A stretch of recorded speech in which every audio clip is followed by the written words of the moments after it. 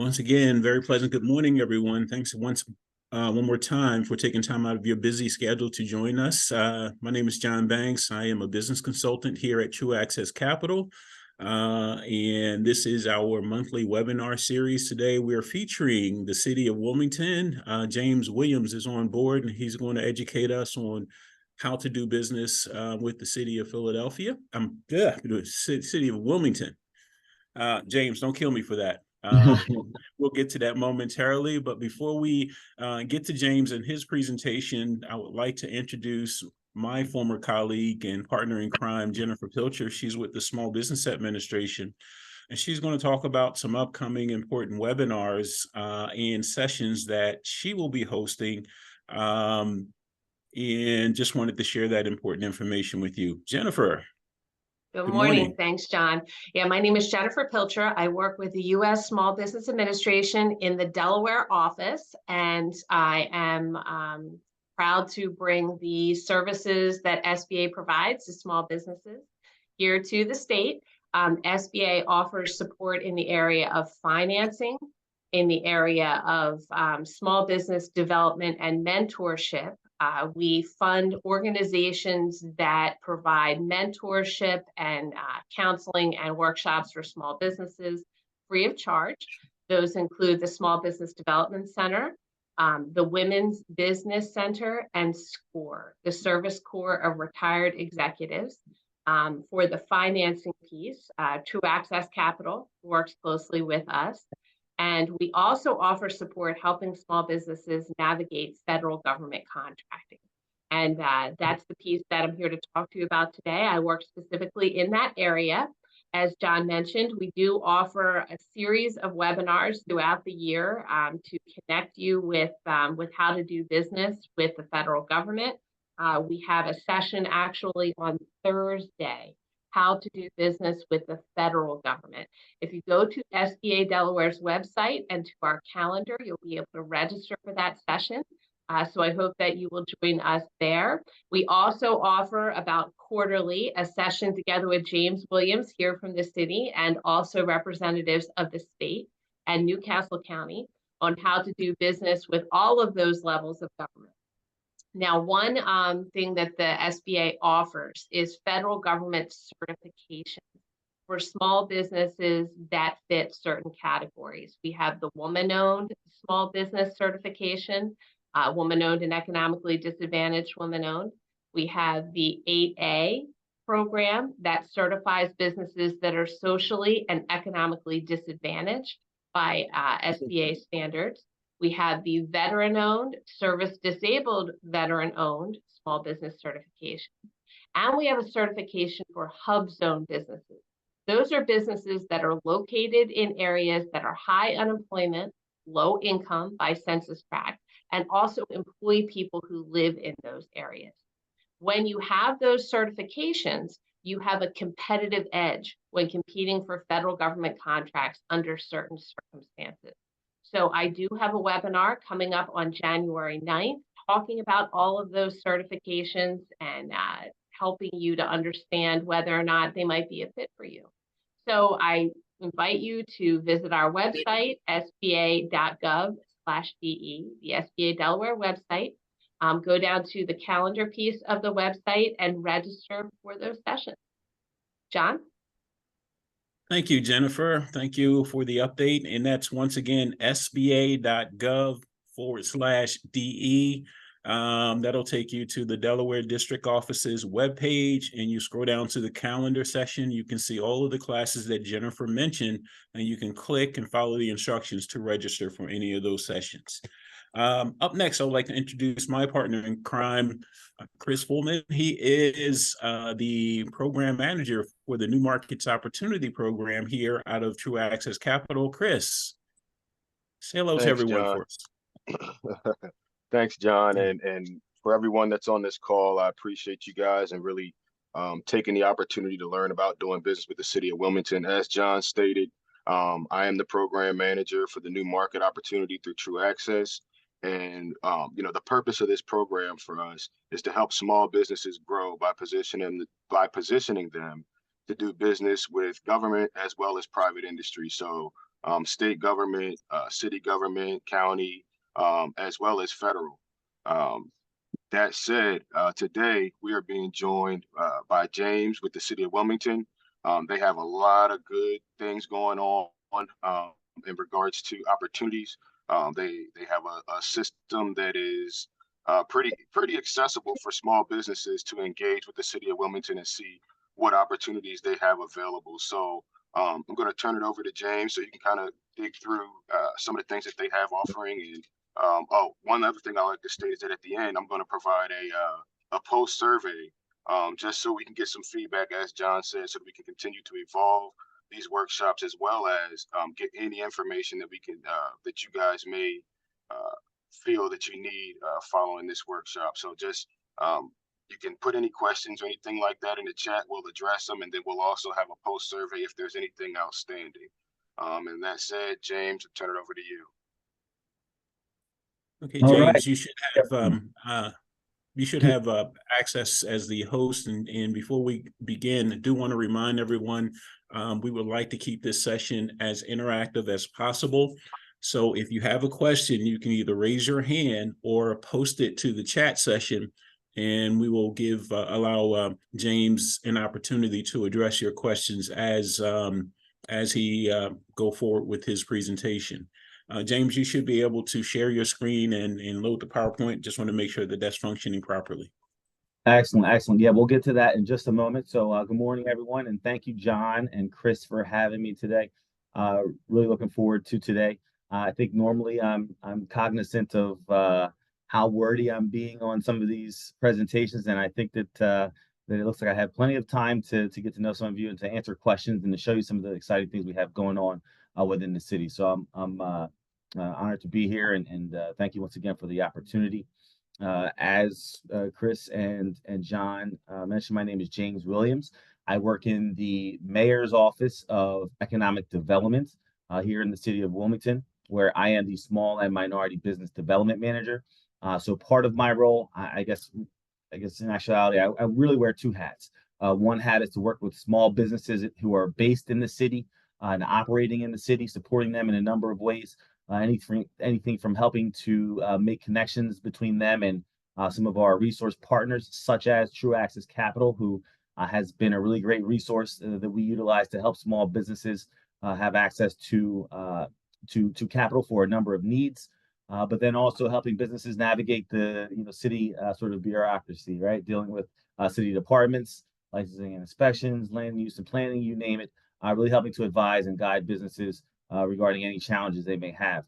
So on the small business development side, I often work with businesses who are pursuing different business objectives, whether it be to grow their business, to have a larger market share, or to bring in new products and services to their business, and making connection within the wonderful ecosystem we have here in the city in that way. So that's hat one. Hat two, which is more along the lines of what we're here to discuss today, is working with businesses who intend to work with the city in some capacity. So businesses who are interested in procurement opportunities, either providing goods and services, participating on construction projects, or providing what we describe as professional services to the departments here in the city. And there's a lot of things that we do which overlap with the small business development side, but things that we do specifically to help provide access to these opportunities for small businesses. So there's some distinct things that we'll cover today. Really excited to share some information with everyone who's here. And let me see if I can get the screen sharing now. So bear with me for a moment.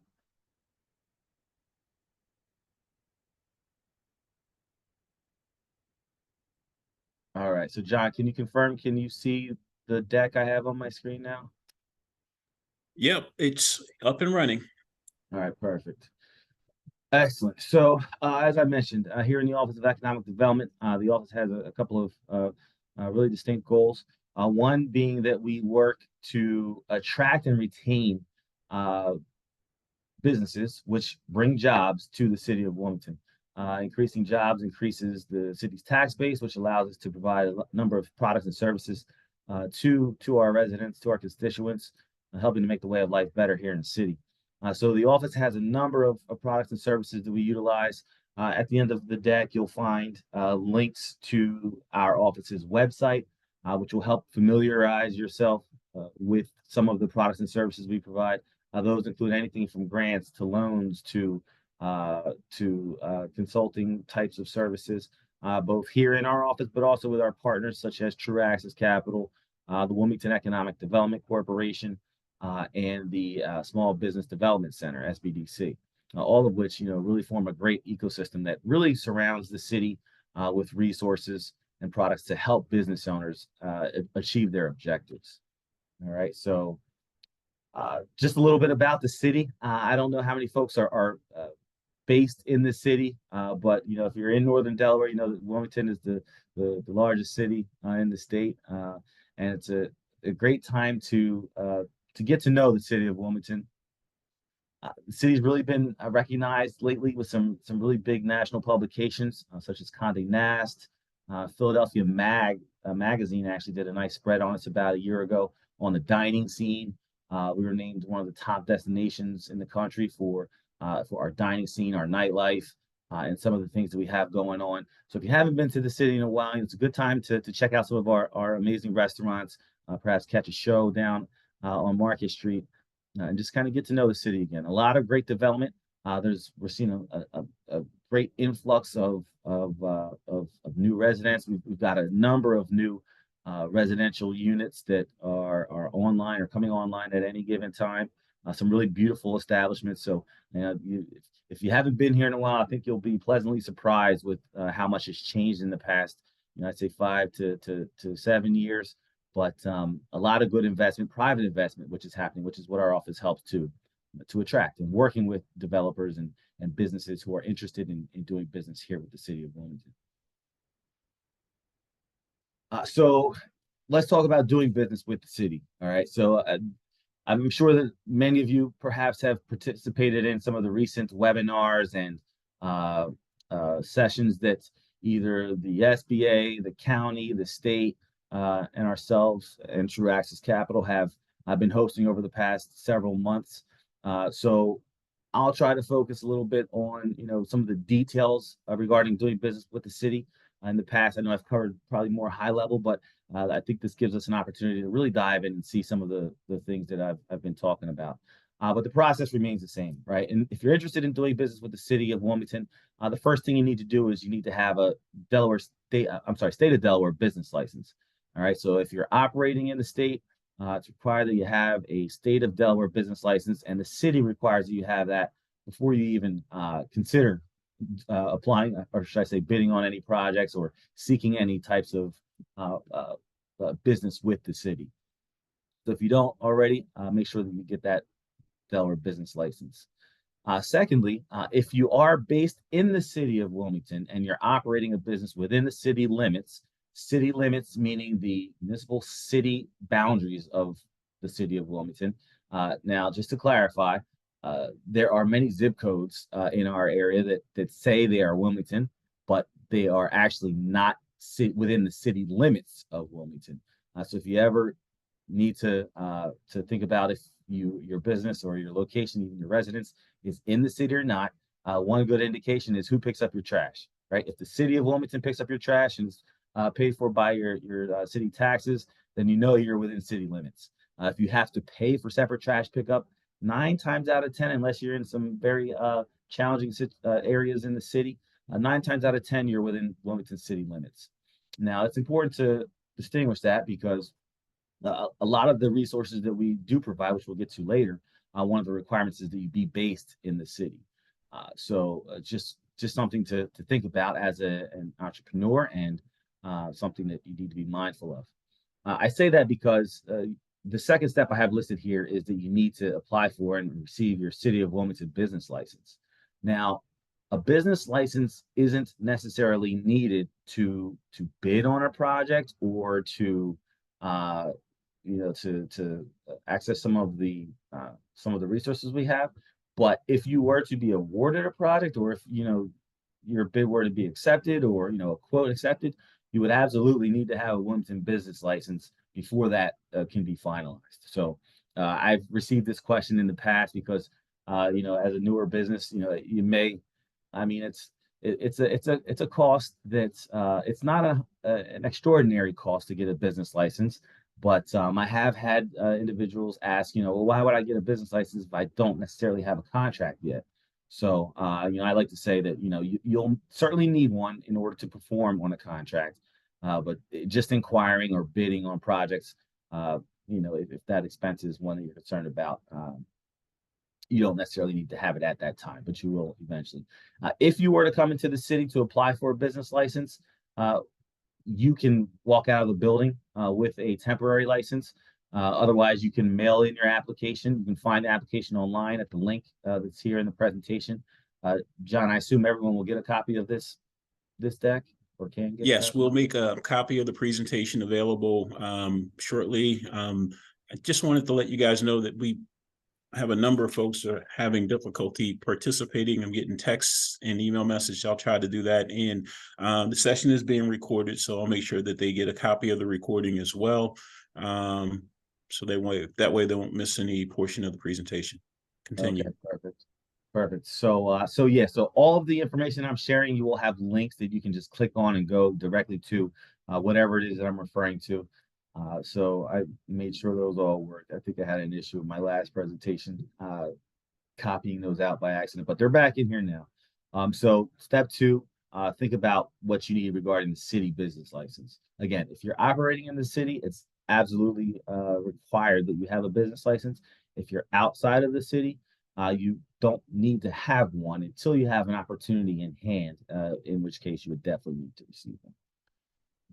All right. And then thirdly, one of the most important steps that I'm sure anyone who's been doing any of these types of presentations, you'll start to see a trend, is that you need to understand if that organization has a vendor registration process, which all the municipalities around do.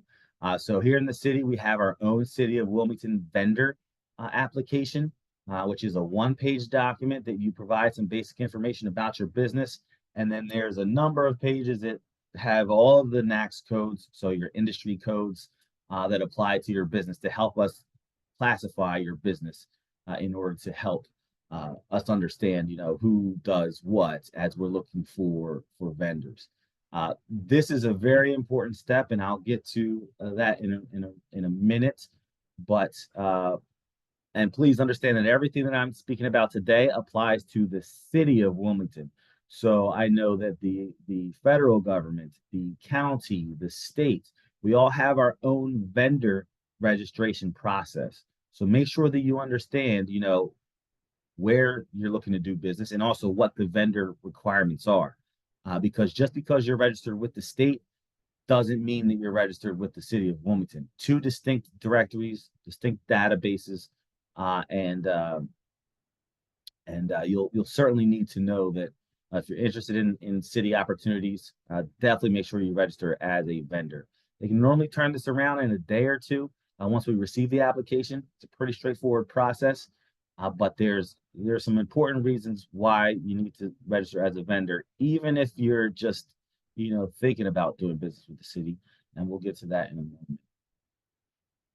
All right, so how would one learn about opportunities to do business with the city?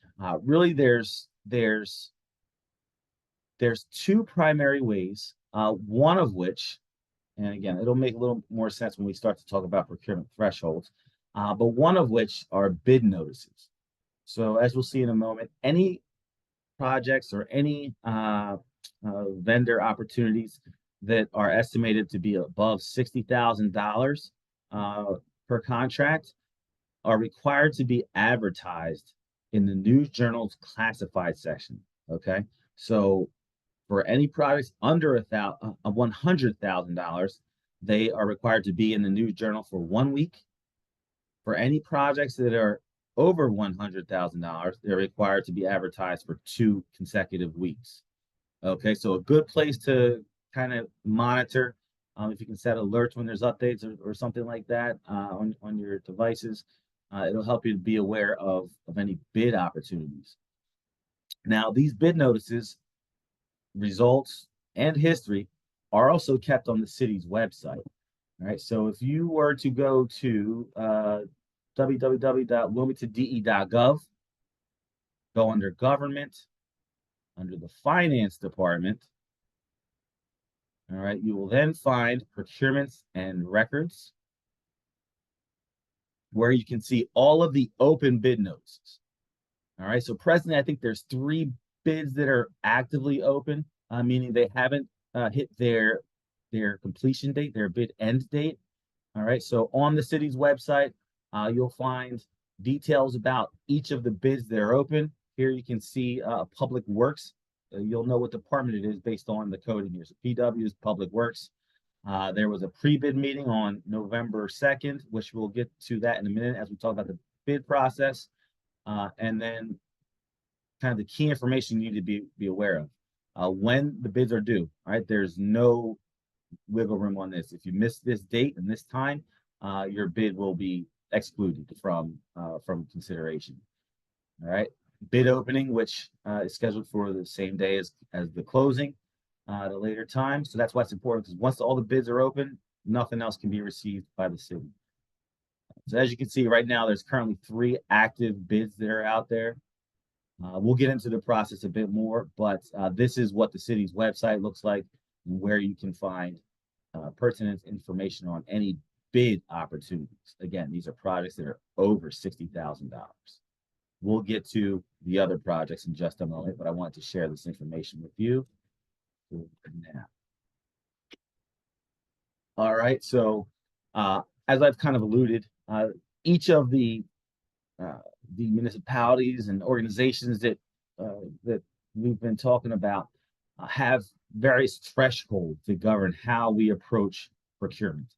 Here in the city, we've got thresholds that are based on 3 different categories of procurement types, those being construction, goods and non-professional services, materials and equipment, all fall under one grouping, and then professional services. To distinguish between professional services and non-professional services, professional services would be anything that require advanced degrees, advanced licenses, very specialized licenses, should I say, things like lawyers, accountants, certain IT professionals, things of that nature, engineers, etc. Non-professional services would be things like, janitorial services, mechanical services, things of that nature. All right, and the construction, I think, speaks for itself. Here in the city, I know one common misnomer is that the city has, the city is responsible for building, the nice residential units and some of the high rises we see in the city, which is very, should I say, that's a very infrequent thing. The city often supports these types of developments, but it's not Public Works who are building the majority of things in the city. Typically, there are private developers who are involved in construction, who acquire the properties and have a vision that they build something that really improves the city. The types of construction projects that we typically see here in the city are things that come through things like parks and rec. So park improvements. Every year there's a number of park improvement projects that are happening. So there's some really good opportunities in the construction world. So landscaping, lighting, cement, masonry, those types of things that the city does procure throughout the year and on an ongoing basis. We've had some businesses do very well in competing for these types of parks and recs contracts. So if you're a newer or smaller construction business, I would certainly say look for any of the parks and rec postings. These are great opportunities to also perform on projects. So perhaps you want to, be in a position to compete or have the capacity yet to compete on a $2 million construction project for Parks and Rec. But you very well may be able to subcontract, right? Working with a larger general contractor or construction manager to participate on a part of that larger project. So, also keep in mind that the city does a lot to help smaller businesses compete for subcontract opportunities, which we'll get to again in a moment. Goods and non-professional services, again, materials, supplies, and equipment.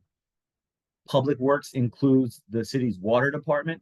The water department provides water for basically all of Newcastle County, not just the city of Wilmington, but we do a lot for the county as well. I think just about all of the northern part of the county, if I'm not mistaken.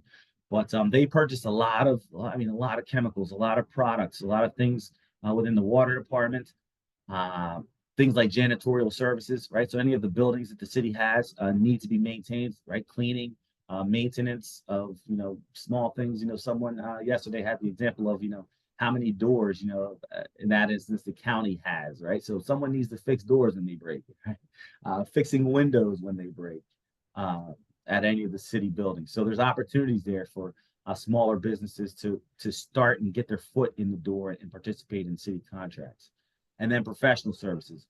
Again, these are generally, your lawyers, your engineers, your medical services, things of that nature. And I want to distinguish because each of these different groups have different requirements as they pertain to the procurement thresholds. So for any purchases that are under $5,000, departments within the city have pretty much full discretion to go and purchase whatever they need.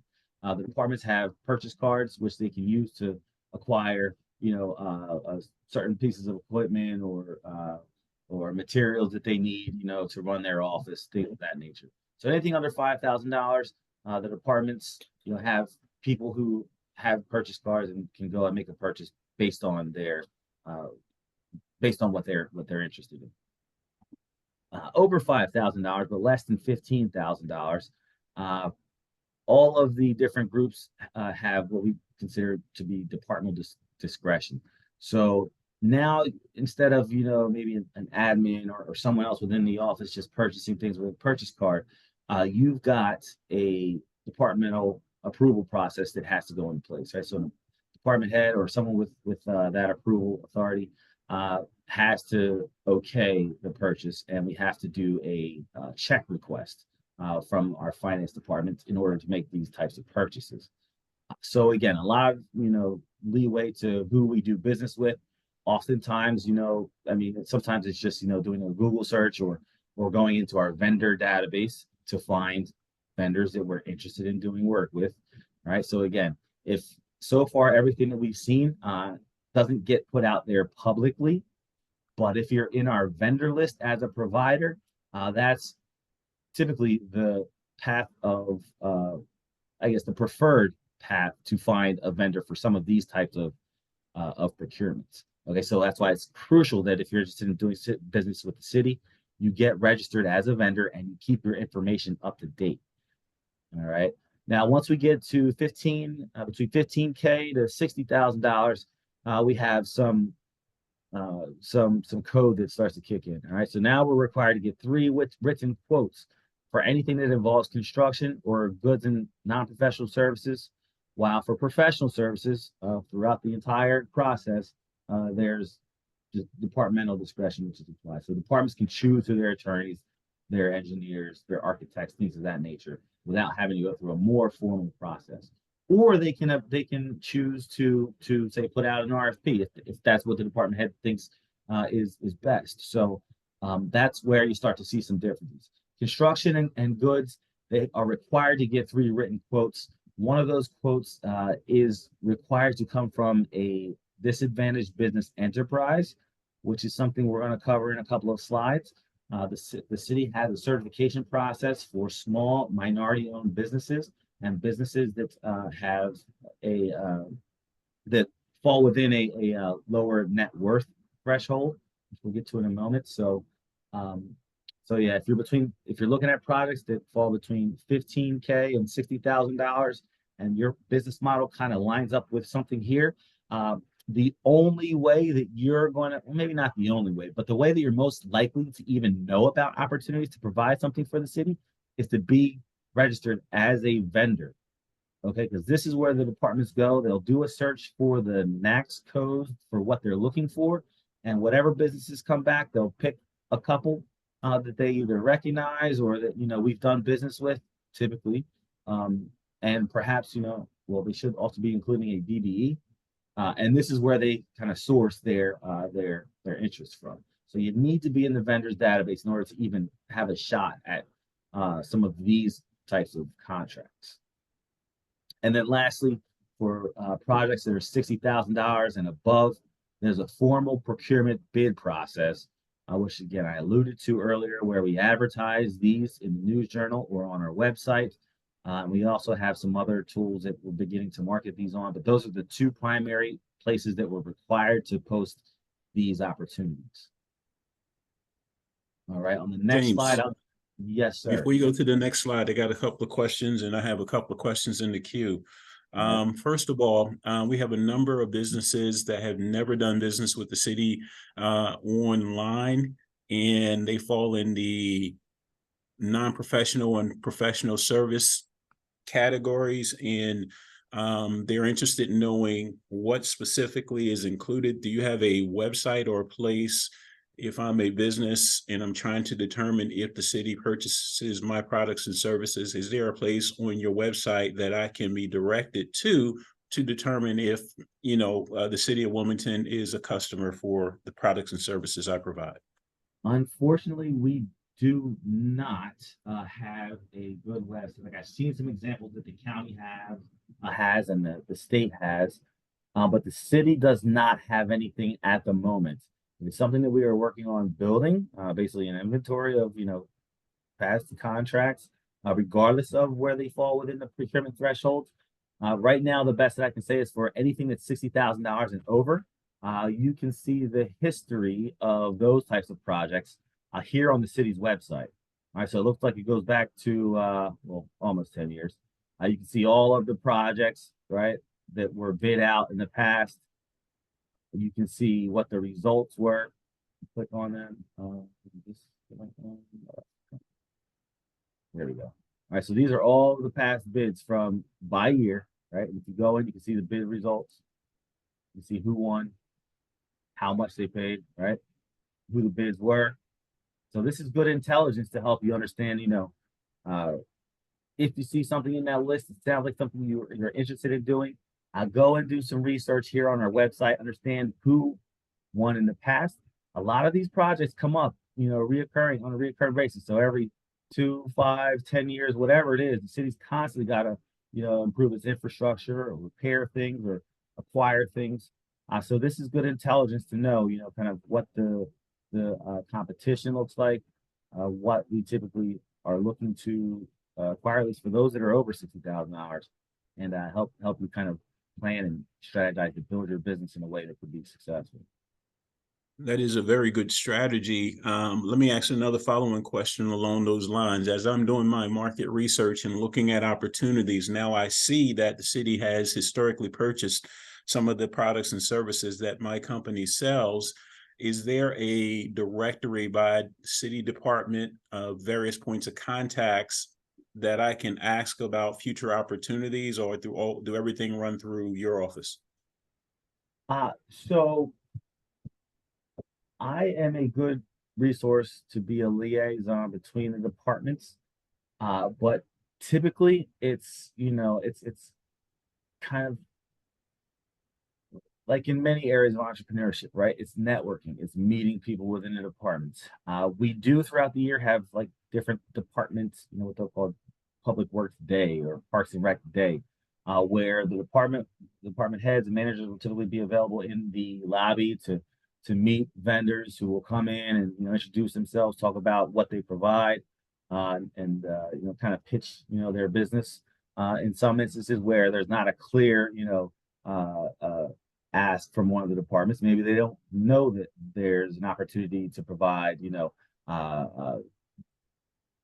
some type of air filter for the city buildings or water purification, things of that nature, right? It may not be that they know there's an option or of something that you provide, especially if it's a more innovative or newer solution in a lot of cases. So oftentimes it's those types of events that you want to try to participate in.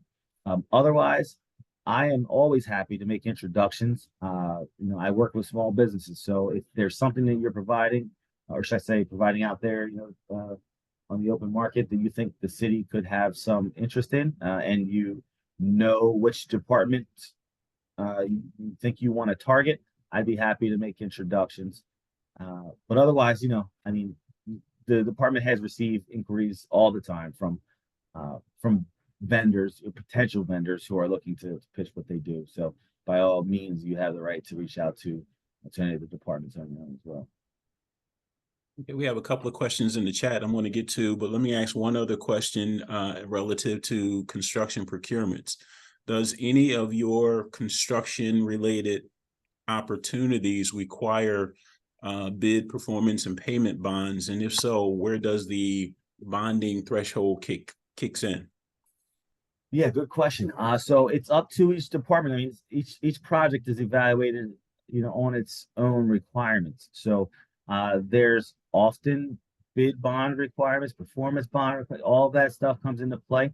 All of this information is within the bid pack. So if you see a bid that is out there, if you click on it, it'll show you some information, but they're all going to ask that if you're interested in the specifications, so what we call the bid pack, that you send an email to procurement@wilmingtonde.gov, and there's a link. I believe it's in this presentation. I'll make sure it is in there. Or if you ever see a bid, and you'll always see it on the advertisements, that you have to send an email to request a bid pack, which has many details and specifications of the project that must be met, which will include any bonding requirements, insurance requirements, you name it, right down to the sometimes color of the materials and such. So if you ever see a bid that you're interested in and you have questions, the procurement team is the team who can get those answers. They ask for interested businesses to send them an email so they can track who gets a bid pack. That way, as questions come in, they can ensure that everyone who has a bid pack gets the question and gets the response to the question so that things are done fairly. Okay, we have a couple of questions going back to your previous slides relative to licenses. I have a gentleman that mentioned that he is expanding his business from Philadelphia. In addition to the license requirements that you identified, are there any additional licenses that he or she would need to have in order to participate in city procurements? It depends on the business, of course, right? So obviously, if you're in some of the trades, you're going to be required to have various licenses, HVAC. It depends on the business. So yeah, I can't speak to that for every kind of a blanket statement, but you certainly should get to know the state and local codes regarding professional licenses. And another license questions, let's see, if there a requirement for how long your LLC has to be in existence in order to be eligible for these programs. Is there a in-business requirement, a number of years you have to be in business prior to engaging in the city's procurements? Right. There is not typically, but of course, I think departments, as they evaluate, bids or contracts or quotes, right? That is one of the considerations they take, right? So, I mean, when any bid comes in, right, they want to judge the applicants on three basic things, right? Do they have the capital to be successful on this project? Do they have the capacity, right? So, have they done other projects and done them successfully? And then do they have the character? Right. So as we'll see when we get into some of the applications that we'll talk about, these are the three things that I think departments and even as we judge applicants for our DBE certifications, that we're really looking to understand. So if we have one business who's been doing work across the city for 10 years successfully, and the departments know them and they're working with them, yeah, they're going to have a higher score, higher grade than perhaps a new business who's only been in business for a year. I mean, that's just kind of the nature of it. So you have to build your business through successfully participating in projects, not just with the city or organizations. It helps, but you got to build your business. Now, there's no requirement per se, but again, it is a factor that, of course, is being considered as competitive bids come in. Gotcha.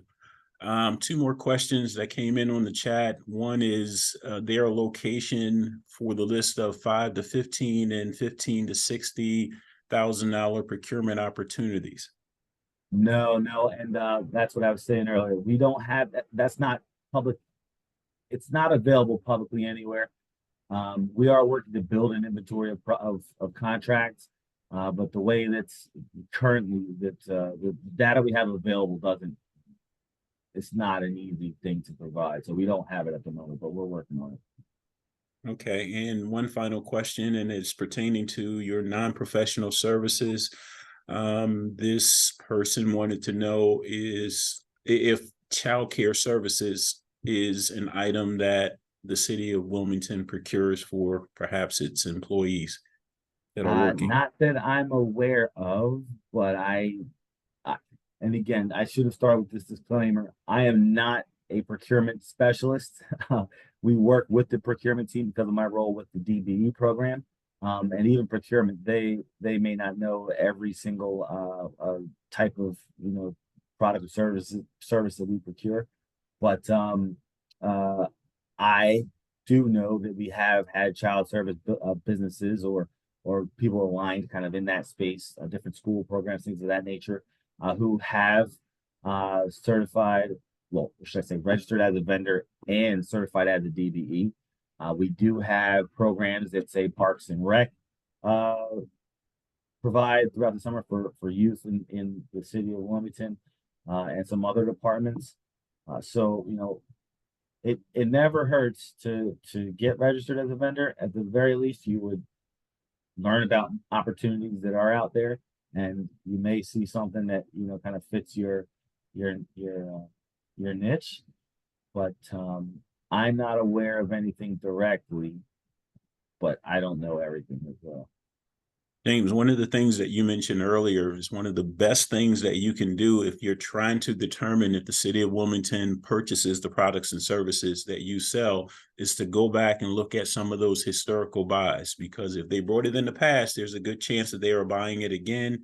And as you click through the years, 2023, 2022, et cetera, not only will you be able to determine those products and services, you'll see which vendor actually received that opportunity, how much the city paid for it.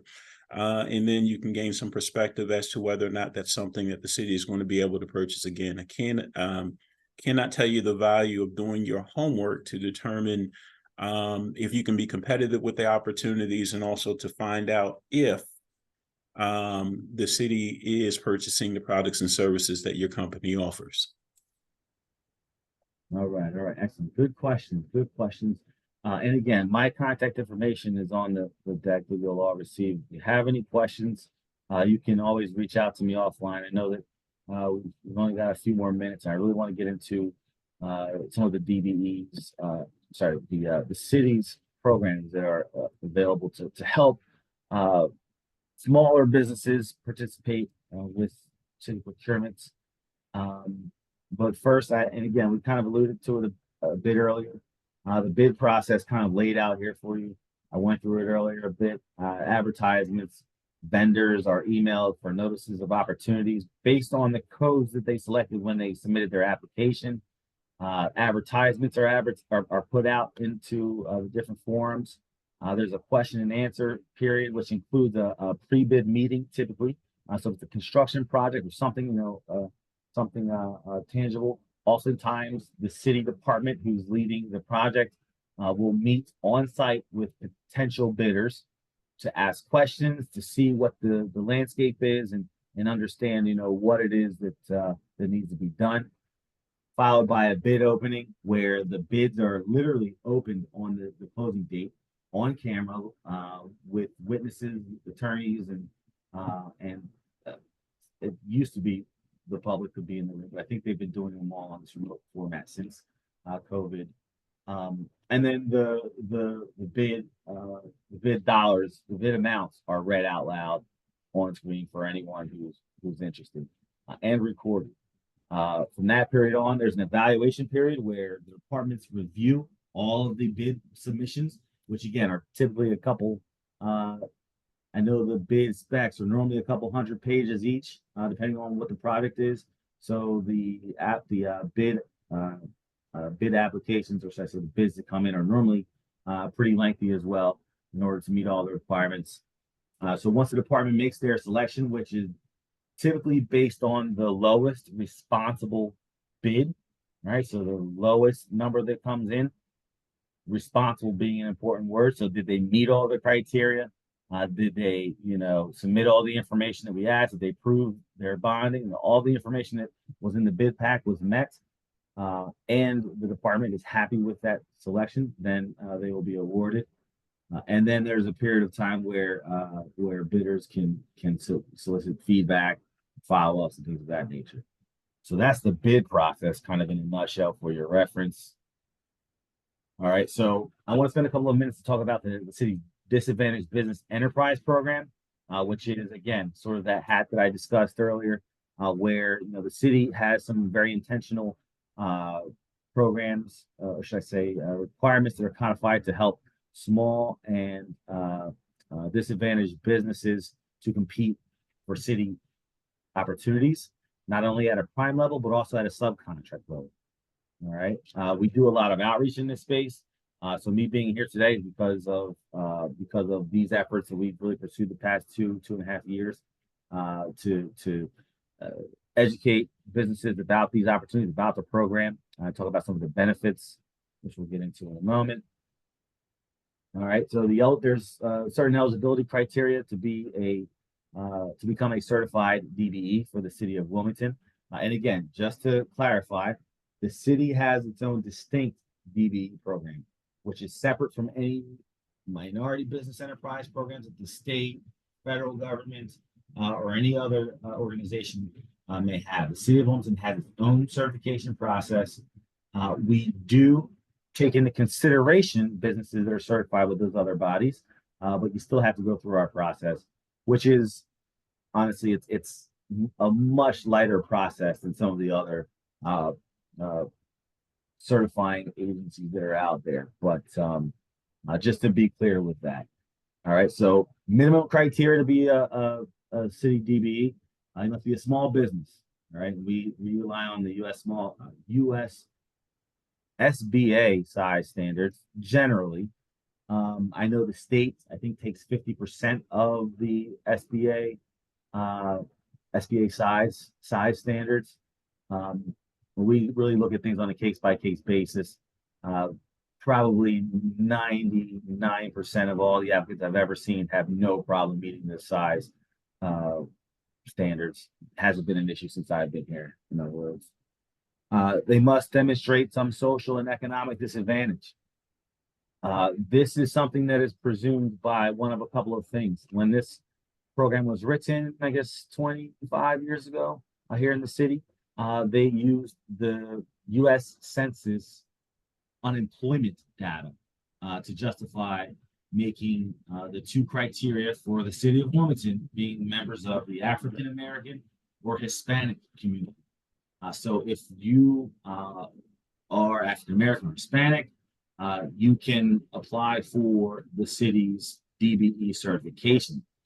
Now, a race neutral component of the program is the personal net worth.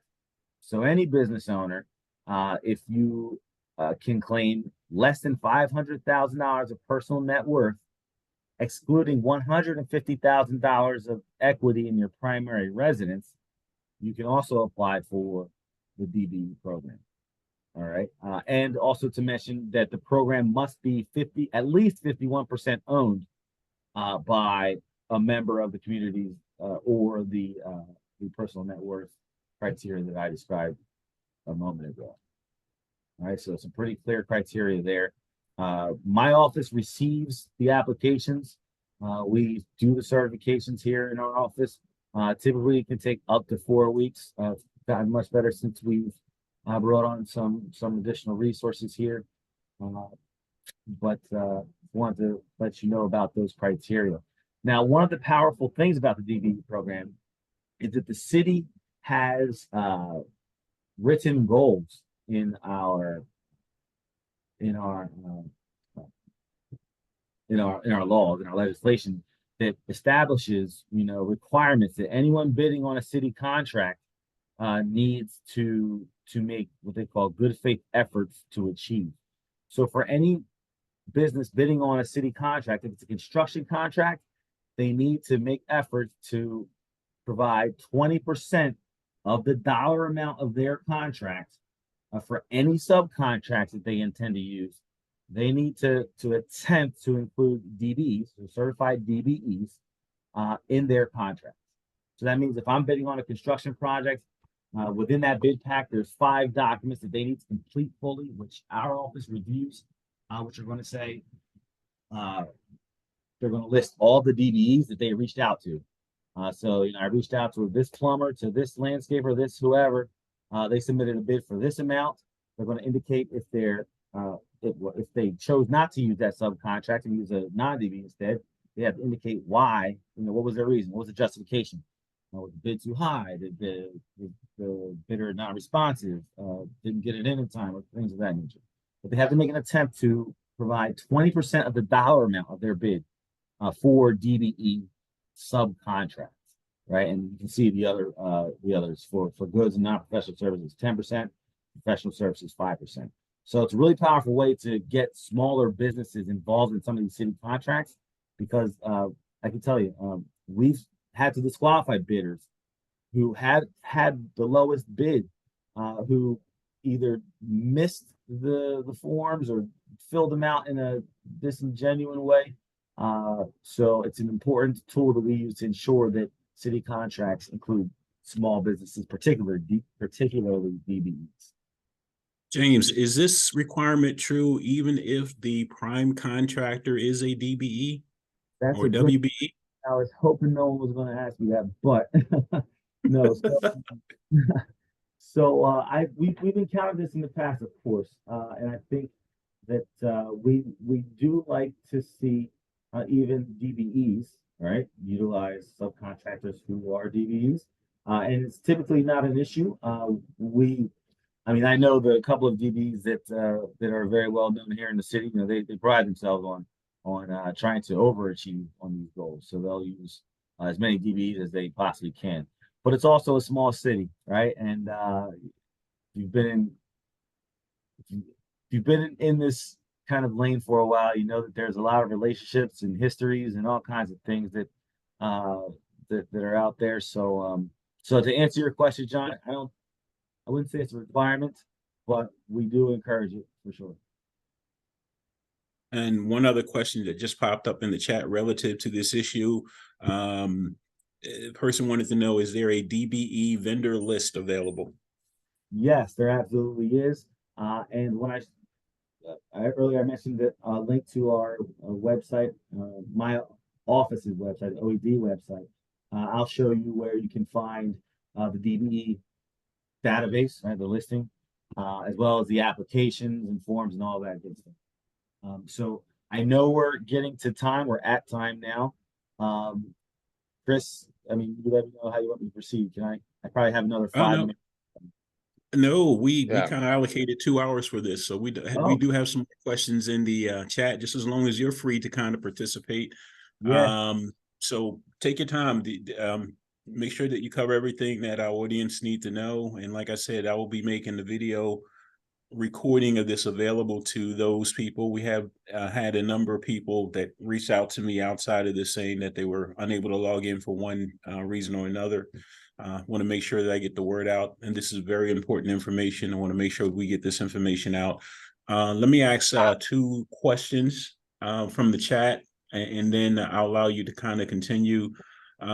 We talked about doing market research and how important that was. One of the questions in the chat was that, is there a location, and you already demonstrated this, I'm going to ask that you do it again, where a prospective small business can do market research to determine what opportunities were previously released.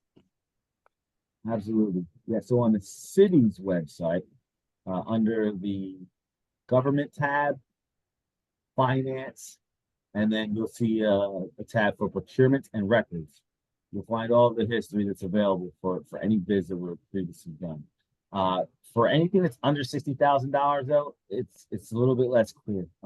This is, I mean, everything that we have here at the government is public information, so you can request it of the department, but there is no online tool or anything like that at the moment that you can go into and just kind of browse. It really comes down to getting to know the departments, showing up at pre-bid meetings, understanding, who's who the typical prime bidders are, and really building those relationships. And again, I'm a good resource that can help make introductions for sure. Being a certified DBE goes a long way because all the departments want to work with DBEs. It's something that they are every budget season. They get grilled on what is their DB, what's their plan for involving DBEs and any of the projects that they have listed in their budget, right? So, James, I apologize. You're fading. Can you speak closer to the mic? Let's see. That's better. All right. So, I was just saying, use me as a resource to make introductions. The departments are certainly interested in meeting new DBEs, right? So, I've been really on a quest to increase our DBE certification population. So businesses that meet the criteria, if you're even thinking about it, just please reach out and we can get you certified as a DBE. It will lead to, again, more information coming your way, potentially more opportunities based on, again, your networking and really selling your business. There was another question in the chat pertaining to unsolicited proposals. And the question is, are there any areas of opportunity to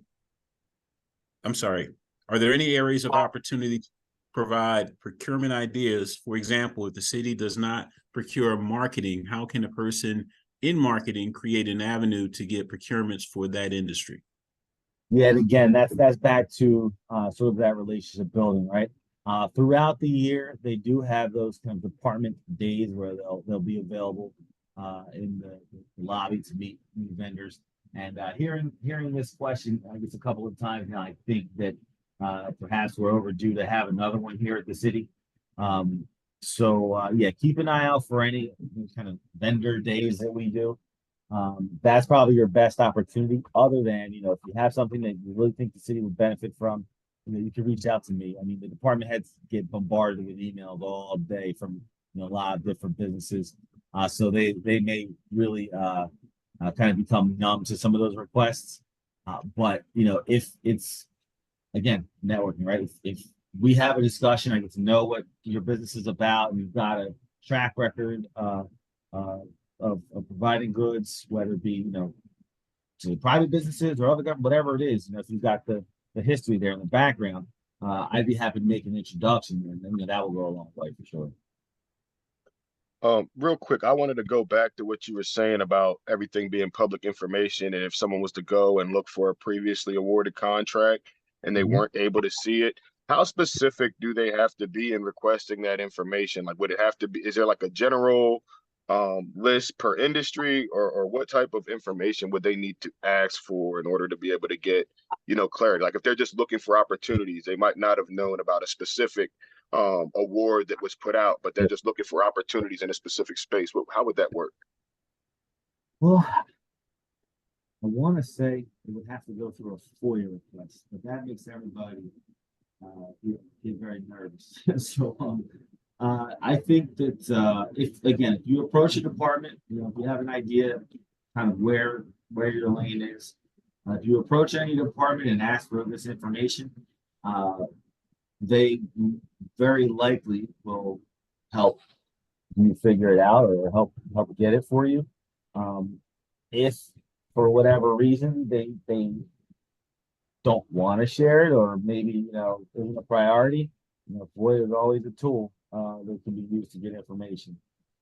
But it is a long and lengthy process, right? So unfortunately, we're at the city way behind the time technology wise. We just don't have tools to provide this information in a readily, usable fashion, which again is something that we're working on creating, but I don't have a timeline on that just yet.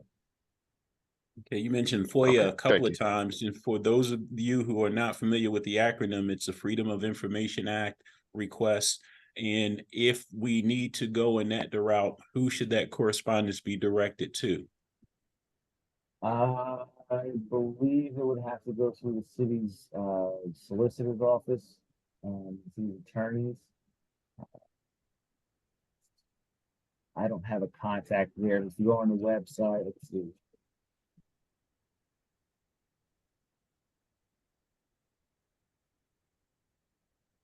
Drawing a blank now. I would start with whatever department it is. They'll know the process to engage for that kind of thing. It is a very formal process, but they'll point you to. I don't know if it's each department that has their own process or it would be through the city's legal department. But if you start with whatever department you're seeking, they'll for sure know how to guide you.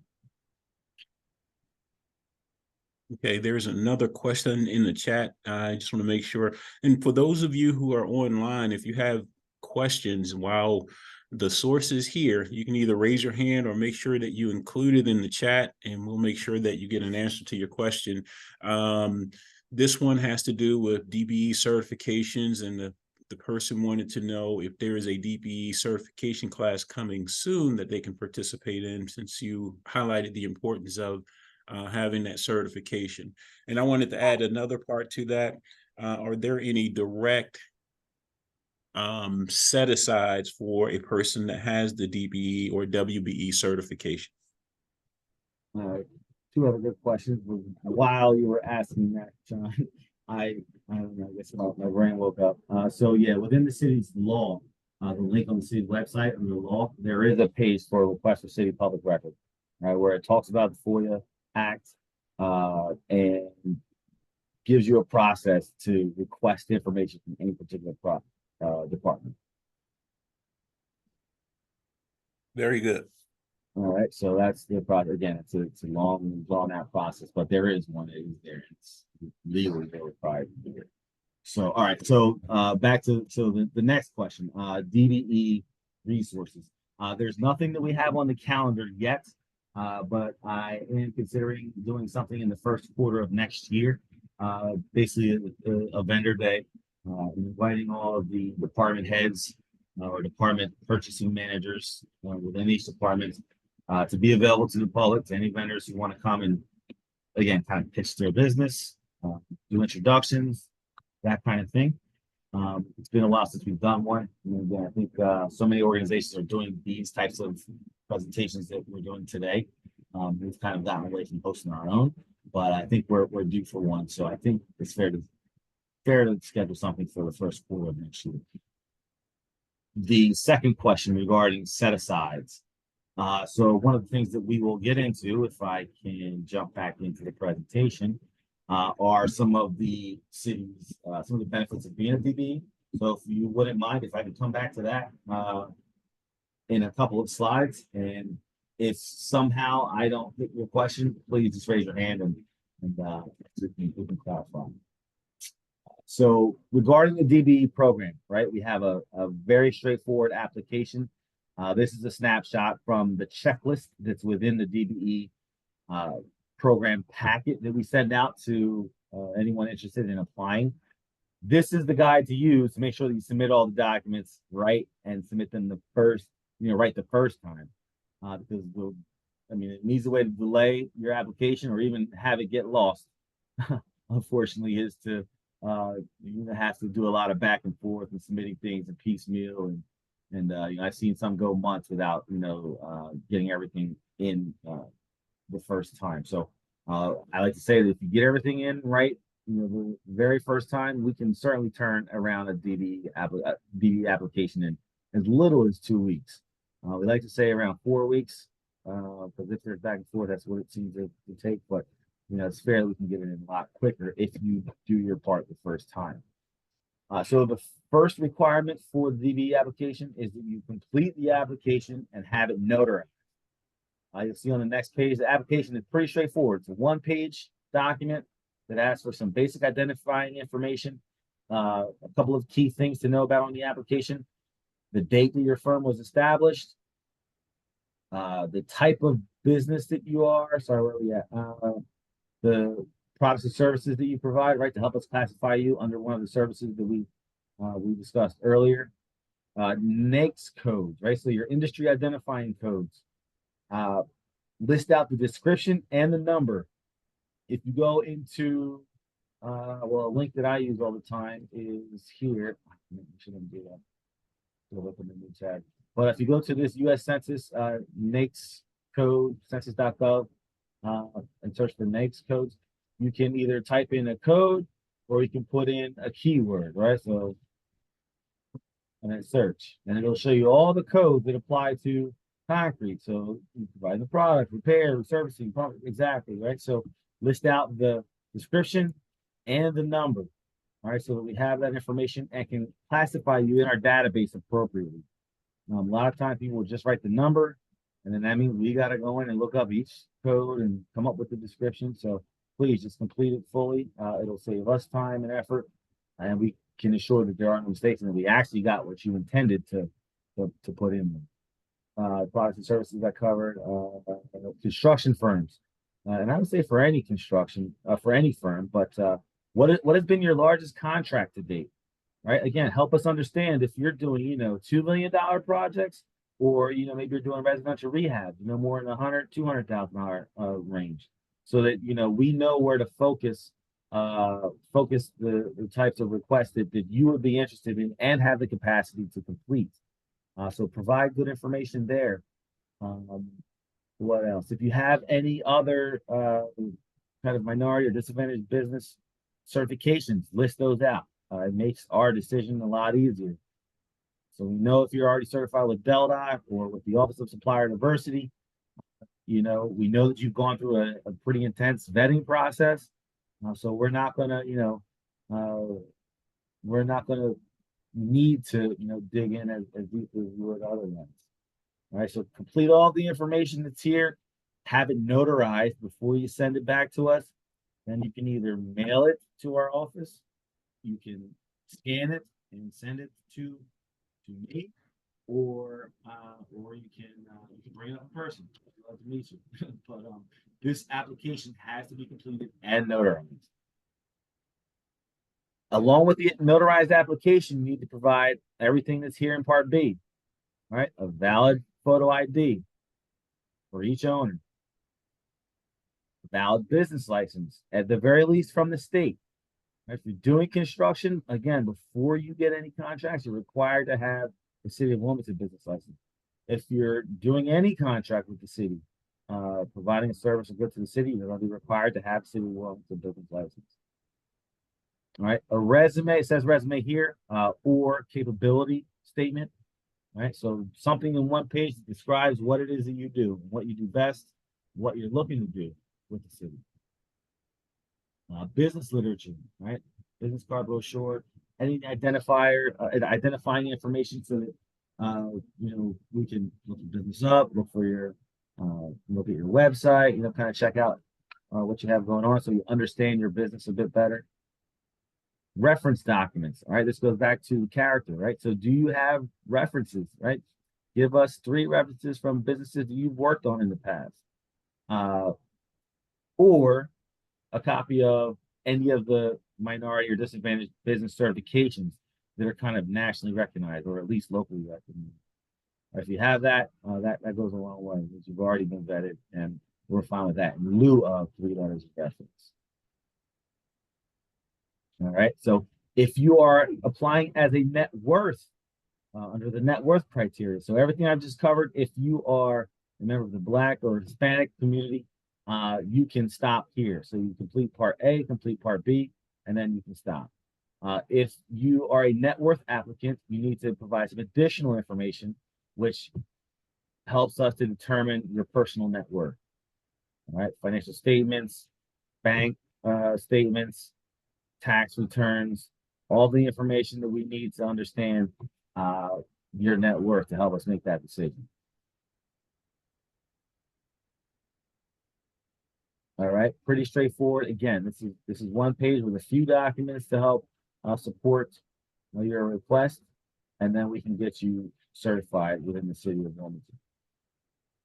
Any questions about the application process?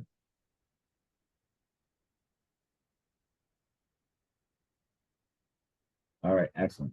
And then lastly, some of the benefits that we were asked about a moment ago.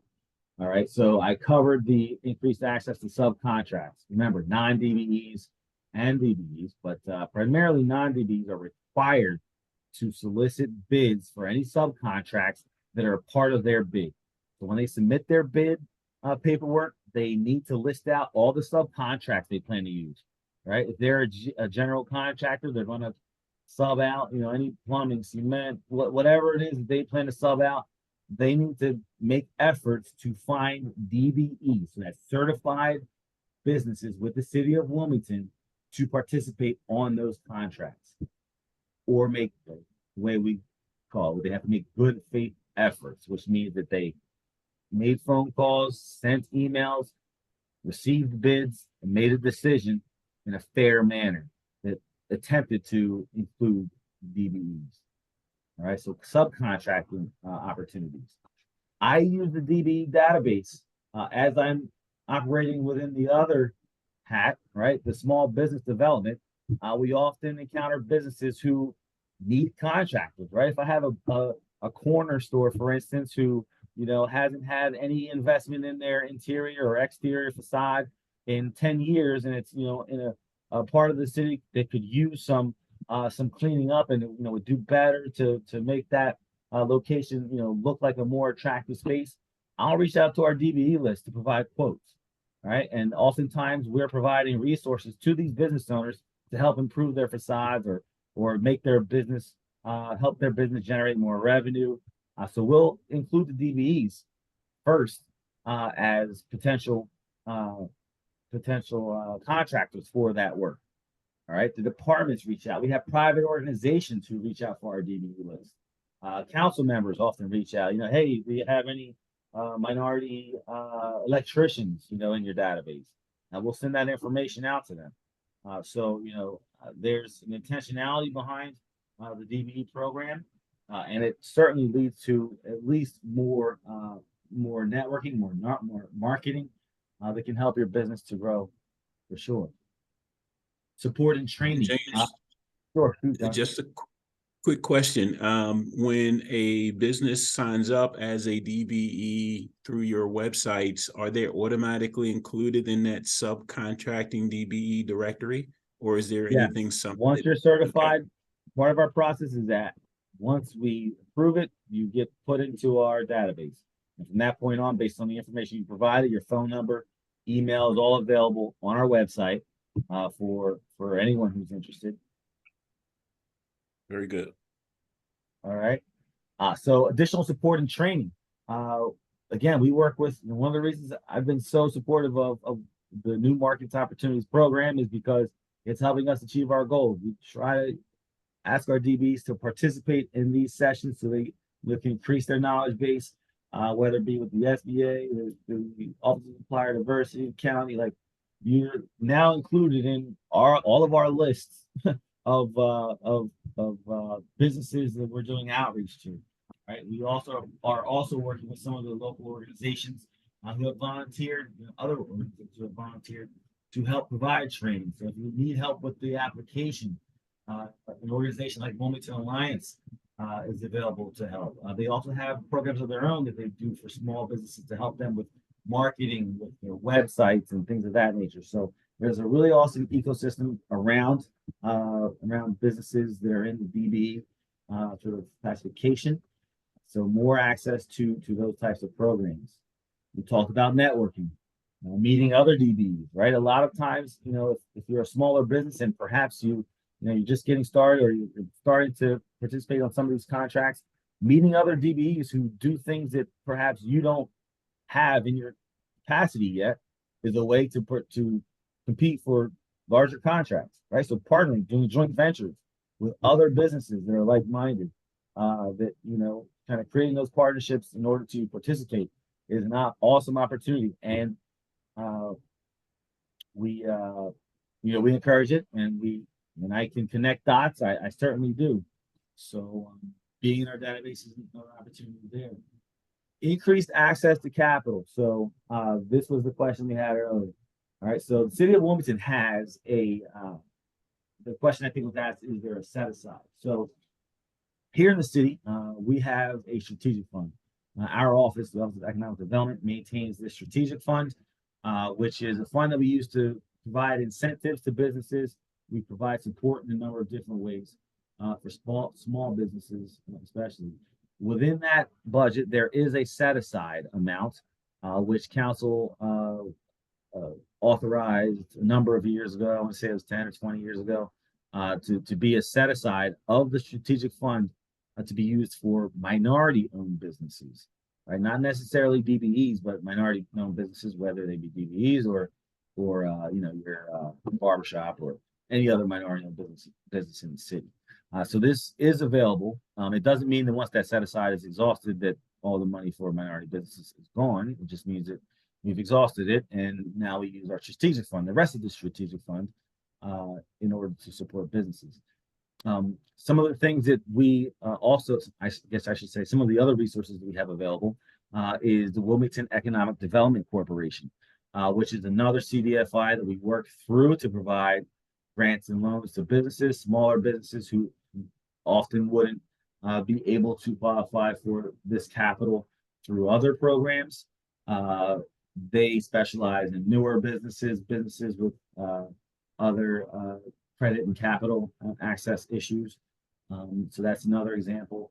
And as as I mentioned earlier, we also do grants and loans to businesses, but often we'll work with a True Access or another CDFI to make those funds achievable. So we'll use our funds as grants to either pay down loans or create capital for working capital to help a business pay off a number of things that we can do through CDFIs that we couldn't do through your typical New York bank or street bank. So yeah, there's certainly access to capital. There's nothing that's sort of a program. We take it on a case-by-case basis so that we can meet the business where they are at to help them overcome whatever challenges they may be facing.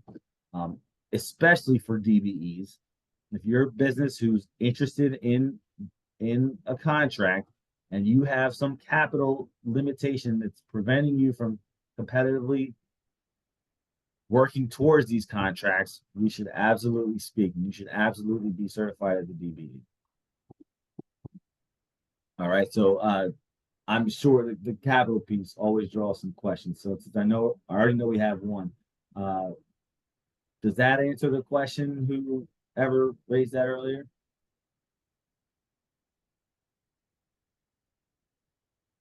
Not seeing anything coming in the chat, but it definitely covered it from my perspective. Excellent. Yep. Garrett says yes. Yes. Yes. Just generally, I think the DBE program is a great marketing tool for small disadvantaged businesses here in the city. So let's see. Last thing I want to cover in the deck here, you'll find the procurement team mailbox.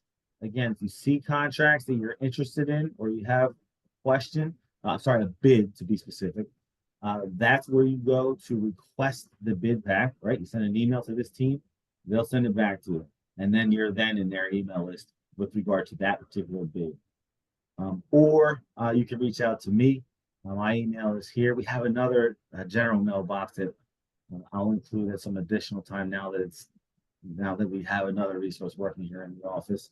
But for now, that's the best way to engage me. And then lastly, we have our office. The Office of Economic Development has a separate standalone website, which provides a lot of good information about doing business here in the city. As I mentioned earlier, so get familiar with this site. But as I mentioned earlier, we have a number of different incentives and programs that we provide for businesses, not just DBEs, but all businesses, large and small. And then lastly, if you go to the Disadvantaged Business Enterprise Program, you can find information about the program, the criteria, all the stuff we covered, Then you can also find the application for the program and the DBE directory, which hopefully this link is working today.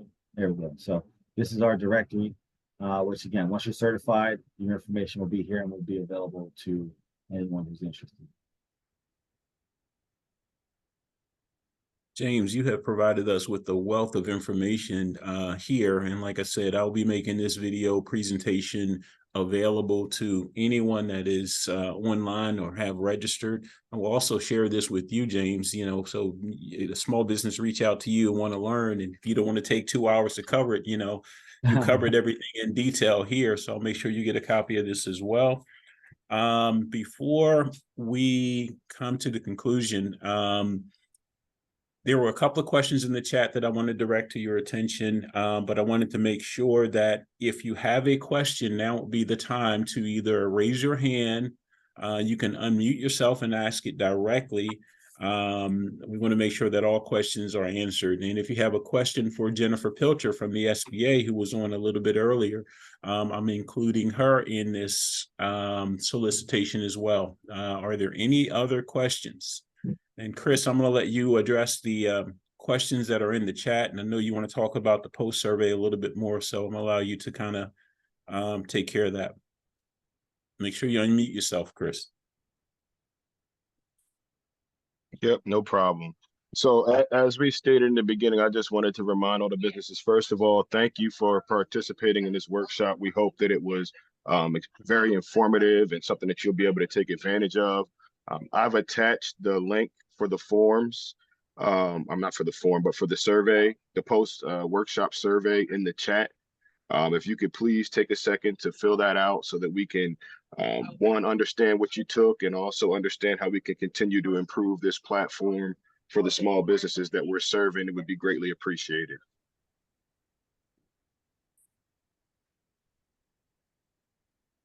Okay, and for those of you who are on, we will be providing you with not only the link to the recording, but a copy of the presentation that James shared with us this morning. So don't fear. I know there were a bunch of links in there that he clicked on, and you'll have access to that momentarily.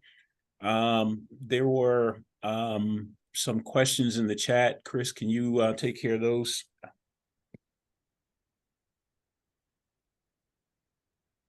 And your microphone is muted. Sorry about that.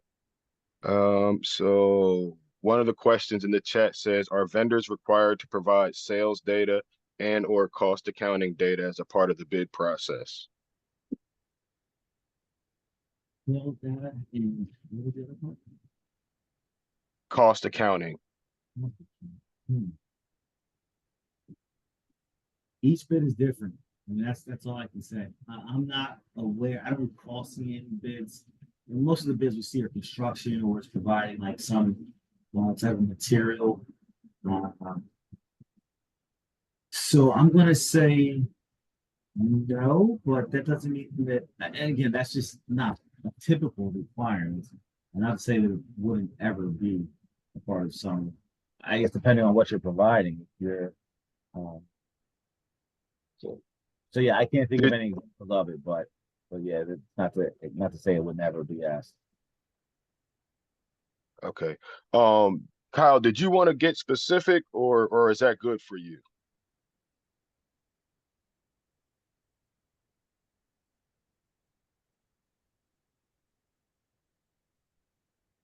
I'm not sure if he's still participating or not, but I think if there are any more questions on that, I will follow up. Oh, construction materials costs. Did you hear that, James? Construction materials costs. Still within the last question. Yeah, the last, yeah, that was with the last question as far as cost accounting, as far as material costs. Okay, so yeah, so I have seen material costs as part of the bid submission, right? Typically, that's something that the department would review, and that would you have to demonstrate everything that makes up your bid price, right? So all of your equipment, materials, all that costs, they're all itemized, laid out to help understand like where that price is coming from, right? So in that regard, yeah, it is a part of a typical bid submission. Got you. Thank you. Where that makes sense. Like construction, you often see that. Got you. So I believe that was the last question. If there aren't any more questions, that was the last question. Awesome. Well, if anyone thinks of anything, you have my information, you have our office information. We're here. We'd love to work for you. It's a great time to do business with the city of Wilmington. Especially as a small business, there's opportunities, and I can tell you every department, it's also budget season, so they know it's coming in a couple months, right? Like, how are you including DBs is the question that they're all going to be asked for any projects. So get certified. If you have specific needs or things that I can help you with connections or whatever it may be, use us. That's why we're here. So James, I'd love to meet as many of you as possible. James, on behalf of True Access Capital, we want to thank you tremendously for sharing all of this valuable information to our small business audience. Truly looking forward to working with you again. Just wanted to let you know, just like we did in April, we are planning to have another procurement fair, and I'm hoping that you can join us live just to talk about some of the additional products and services that is offered through the city of Wilmington. For those of you who are small businesses on the audience, on the call, just wanted to let you know about next month's workshop. We're going to focus, we're going to deviate just a little bit in that session will focus on bonding. We know that a lot of the major state, city, in some instances, federal contracts for construction comes out during the winter months, and most of them require that you have bid performance and payment bonds, and we wanted to provide a service to those businesses to help you, if you do not have bonding, learn about how to obtain bonding. We have a surety bond company right here in the state of Delaware that has been instrumental in helping many small businesses that did not have or do not have bonding or access to bonding, secure bonding. We're going to have a representative from the Small Business Administration to also participate on that call. The SBA has a program called the Surety Bond Guarantee. And this is a process where if you are bidding on the job, let's say it's a couple of $1 million and your bonding company is not willing or unable to commit to that level of bonding for you, what the SBA does is they will say, hey, if you provide this small business customer with that level of bonding, we will guarantee you, surety company, in the event of default. And normally with the SBA taking a guarantee on the bonding away, it makes bonding available to you as small businesses, and you can participate on those types of opportunities. I believe the SBA surety bond program goes up to $5 million projects. And if you're working on a federal contract, you can get bonding as high as $10 million. We will be providing some additional details and resources if you're a construction company on how to participate on that workshop. I just wanted to give you a preview so you'll know what to kind of look for. Hey, John, let's see. Is that, I just want to ask about the bonding piece. One, I want to be included. Please include me on that. So I will be there. And then is it someone who was at your last workshop in April? Yes. That I can say that they helped us get one of our DBs, one of their largest bonds that they ever received. It was a well-known DB, helped them get, they went above and beyond to make that happen for them. So I've been preaching their name since. So yeah, if you get a chance to attend this one, I would say please make sure you do. He's taught me a lot. All righty. And this is going to be held the second Tuesday of January. I believe that's January 9th at 10 a.m. But you'll get, if you're on this call, you'll receive information regarding it. Also, if you're aware of any other construction companies that may be a colleague of yours, we want to get this information out to everyone that's in the construction industry or an industry that requires bonding. We want to make sure that you are fully aware of the resources that are out there. So stay tuned for that. Again, James, I thank you tremendously for your time and efforts this morning, and for the small businesses on the call. Thank you for your participation and in the very, very engaging questions. And we look forward to hearing from you again. If there are no further questions, wait a minute, Garrett Nelson has his hand raised. Garrett, I'm going to ask you to unmute so you can ask your question.